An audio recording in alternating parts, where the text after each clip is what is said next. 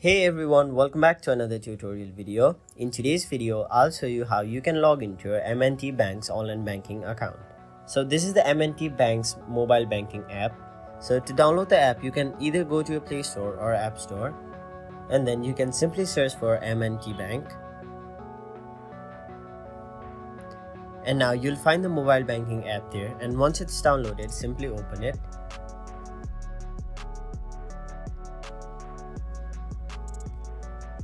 And now your interface will look somewhat like this. So in order to log into your account, you'll have to first of all enter your user ID.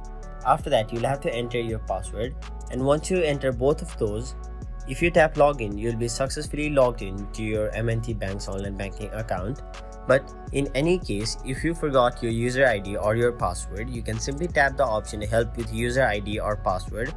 Or if you are not enrolled to M&T Bank's online banking services, you can simply enroll to it by tapping the option enroll, which is right over here. So that is how you log into your M&T Bank's online banking account from your mobile device. Hope this video was helpful to you guys, and if it was, make sure you like this video and subscribe to our channel so that you don't miss out on further videos such as these.